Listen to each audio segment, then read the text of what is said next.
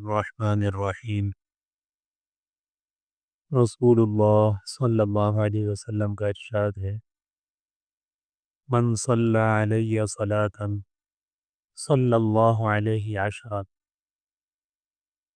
کہ جو مجھ پر ایک مرتبہ درود پڑھتا ہے تو اللہ تعالیٰ اس پر 10 رحمتیں نازل فرماتے ہیں۔ کل بھی درود شریف کے بارے میں بات ہوئی تھی، تو میں نے مختصر ترین درود شریف عرض کیا تھا، صلی اللہ علیہ وسلم۔ یہ مختصر ترین درود ہے، اس میں درود بھی ہے اور سلام بھی ہے، دونوں چیزیں اس میں ہیں، صلی اللہ علیہ وسلم۔ تو ہمارے بزرگ ہیں، وہ میرے پاس تشریف لائے کل، ڈاکٹر محب اللہ حسینی صاحب، تو انہوں نے بڑی زبردست بات بتلائی۔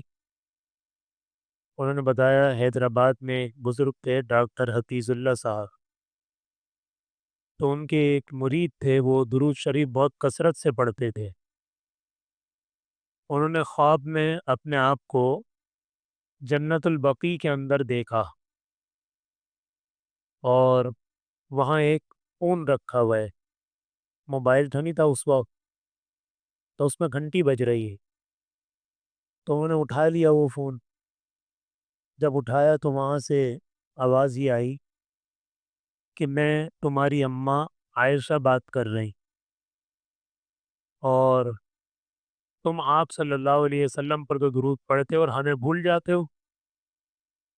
یہ بات ہوئی، یہ خواب انہوں نے اپنے شیخ کو بتایا، تو انہوں نے فرمایا کہ بھئی آپ صلی اللہ علیہ وسلم پڑھتے ہیں، یوں پڑھا کریں صلی اللہ علیہ وآلہ وسلم، اس لیے کہ آل میں آپ کی تمام ازواج اور آپ کی تمام اولاد وہ سب شامل ہو جاتے ہیں۔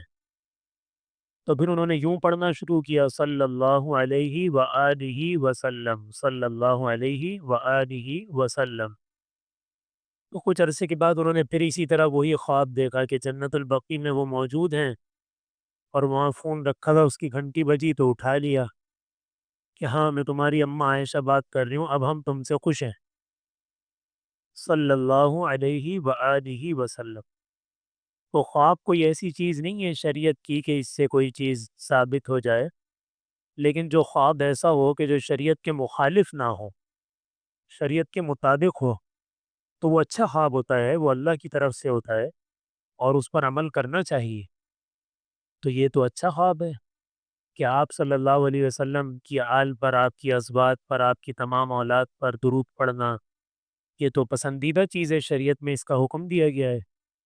تو اس لیے کل جو میں نے عرض کیا تھا اس میں اس لفظ کا اضافہ فرمانے، صلی اللہ علیہ وآلہ وسلم، وآلہ کا اضافہ کر۔ تو اس حدیث کو ہم دیکھیں کہ آپ یہ فرما رہے ہیں کہ ایک مرتبہ مجھ پر درود پڑھو گے تو 10 مرتبہ اللہ تعالیٰ 10 رحمتیں نازل کریں گے۔ اب اگر صبح ہم 100 مرتبہ، شام کو 100 مرتبہ درود شریف پڑھیں تو یہ 1000 رحمتیں ہو گئیں۔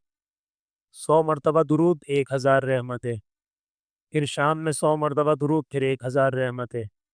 گھر میں اگر 5 آدمی ہیں تو 5 کے 5 یہ پڑھیں تو صبح 5000 رحمتیں اور شام میں 5000 رحمتیں، تو اس گھر میں ساری مصیبتیں، پریشانیاں، تکلیفیں باہر ہو جائیں گی، اور اس گھر میں رحمت ہی رحمت ہو جائے گی، پیار، محبت اور الفت ہو جائے گی۔ سارے جھگڑے اور نفرتیں اور ایک دوسرے سے رنجشیں، ان سب کا خاتمہ ہو جائے گا۔ تو یہ بہت بڑا عمل ہے، عظیم الشان قیمتی عمل ہے، ہم اس کو اہمیت نہیں دیتے، اس کی طرح توجہ نہیں دیتے۔